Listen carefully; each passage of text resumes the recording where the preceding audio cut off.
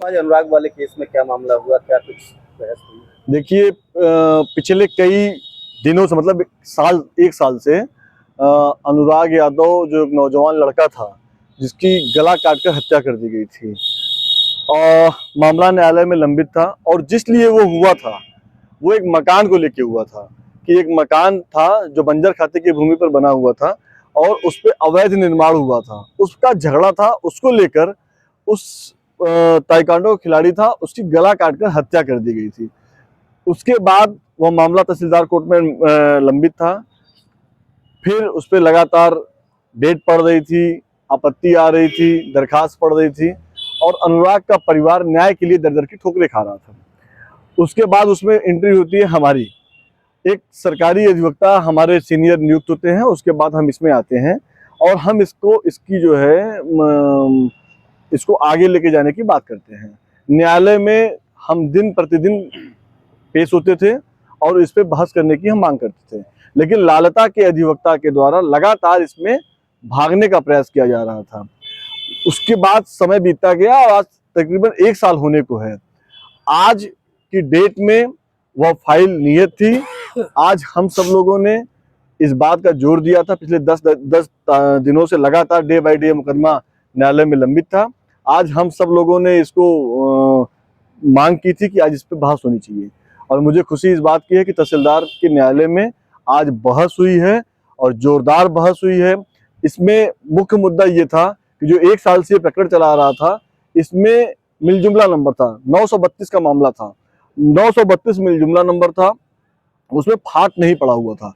लेकिन जो ग्राम के प्रधान है वंदना यादव जी के द्वारा अपर जिलाधिकारी भू एवं राजस्व के न्यायालय में एक वाद दाखिल किया गया 30-2 का, जिसको बोलते हैं कि इसमें फाट पड़ना चाहिए। उसके बाद एक आदेश होता है, लेखपाल की रिपोर्ट आती है, लेखपाल की रिपोर्ट के बाद फिर उसमें ट्रेसर की रिपोर्ट आती है, ट्रेसर की रिपोर्ट के बाद फिर एसओसी और वो अन्य न्यायालयों से गुजर के फिर सीआरओ कोर्ट में आता है।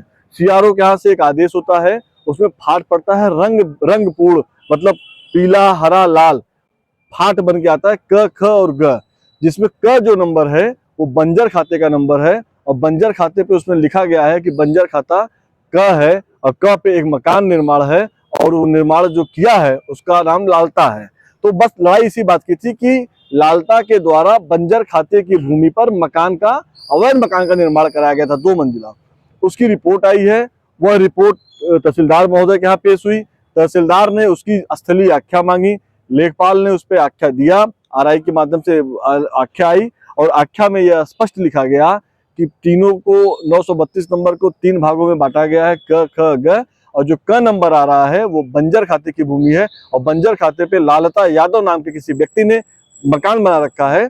और उसके बाद तहसीलदार महोदय के यहाँ इस पे बहस होती है। तहसीलदार महोदय के यहाँ विपक्ष के भी लोग बहस करते हैं, वो गलत तरीके से तर्क देते हैं जो कि कहीं से भी वो टिकता नहीं है। उसके बाद हम भी बहस करते हैं और हम तर्क संगत बहस करने के बाद उसका जो फैसला आता है कि 24 तारीख को वह केस जो है, वो मुकदमा जो है वो आदेश में चला गया है और 24 तारीख को क्या न्यायालय से आदेश आता है ये आप सबके सम्मुख होगा। क्या यह मान लिया गया है कि लालता का मकान जो बना हुआ है वो अवैध रूप से बना हुआ है? जो कानूनी प्रक्रिया के तहत जो आया हुआ है, मैंने बताया कि आपको कि ट्रेसर की रिपोर्ट लगी, सीआरओ कोर्ट अपर जिलाधिकारी वित्त एवं राजस्व के न्यायालय से जो रिपोर्ट लगी, जो लेखपाल की रिपोर्ट लगी वो तो एक अलग रिपोर्ट लगी, प्लस उसमें भी क ख ग आया, क में बंजर खा दिखाया गया। उसके बाद तहसीलदार महोदय ने एक रिपोर्ट मंगाई, जो उनके आरआई ने जो चकबंदी का आया वो अलग आया, तहसीलदार महोदय का अलग आया। सबका जो रिपोर्ट आया वो एक ही आया कि क नंबर की भूमि पर वो बंजर खाता दर्ज है और बंजर खाते पर बना हुआ मकान वो लालता प्रसाद यादव का है। 24 तारीख को क्या यह चैप्टर क्लोज हो जाएगा तहसील?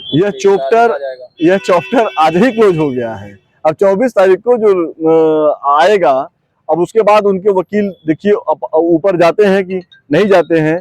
अगर उनके अधिवक्ता ऊपर जाएंगे तो कोई बात नहीं है, लेकिन निश्चित रूप से जो मकान है वो अवैध है, वो मकान गिराया जाएगा, उसका बेदखली का आदेश होगा और वो आदेश होगा कि 15 दिन के अंदर लालता के परिवार के लोग स्वतः उस मकान को ध्वस्त करा दें, वरना प्रशासन के माध्यम से उस मकान को ध्वस्त करा दिया जाएगा। उसके बाद जो उस मकान को ध्वस्त होने में जो पैसा खर्चा होगा, जो सरकारी खर्चा होगा, चाहे वो बुलडोजर लगेगा, चाहे वो मजदूरी लगेगी, वह लालता को देना पड़ेगा। लेकिन मुझे पूरा विश्वास है कि जब 24 तारीख को आदेश आएगा तो लालता स्वयं से उस मकान का ध्वस्तीकरण करा लेगा, ऊपर जाएगा नहीं, क्योंकि उसके पास कुछ बचा नहीं है। कितनी तारीखें अब तक पड़ चुकी होंगी?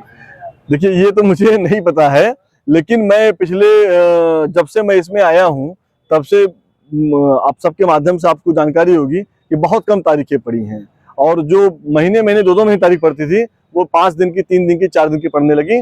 और नौबत तो ये आ गई थी कि पिछले 10 दिनों से एक एक दिन की तारीख पड़ रही थी। हाँ, तहसीलदार कोर्ट में देखा जाए तो जो आपत्ति लगी थी उसमें 2 फोटो लगे हुए थे, एक पूर्व की फोटो, एक वर्तमान फोटो, और कुछ दिखाने का प्रयास किया जा रहा था, कुछ जो है कि आज की तारीख पे कुछ ऐसा करने का प्रयास किया जा रहा था जो फाइल आदेश में। देखिए अब लालता के अधिवक्ता के पास कुछ बचा नहीं है।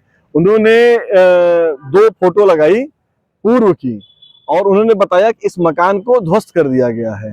तो लेकिन जब उसको अभी तो इस तरह की कोई कार्रवाई सरकार द्वारा की नहीं गई है, तो वो ध्वस्त कैसे हो गया है? वो ये कह रहे थे कि जब यह मकान पहले ही ध्वस्त हो गया है तो इसके ध्वस्तीकरण की बात क्यों हो रही है।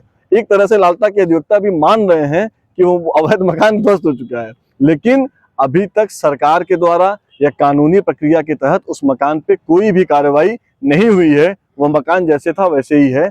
24 तारीख के आदेश के बाद हाँ, वो मकान जरूर गिर जाएगा।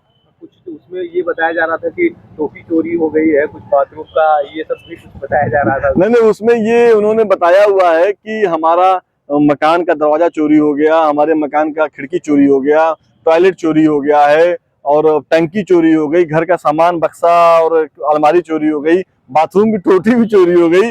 इस तरह की बातें उसमें दरखास्त में दी गई है। वो निराधार है, उसका कोई मतलब नहीं है। अगर वो मकान गिर चुका है तो उसको बचाने का प्रयास। मकान गिरा कहाँ है भाई? कौन? नहीं, उनके वकील के द्वारा ये कहा गया है। अरे ठीक है, उनके वकील के पास क्या है, मरता क्या ना करता, अब उनके पास क्या बचा है? तो यही कुतर्क बचा है। कुतर्क करके वो सोच रहे थे कि तारीख वारीख मिल जाएगी। ऐसा कुछ होने वाला नहीं है। 24 तारीख को आदेश आ जाएगा।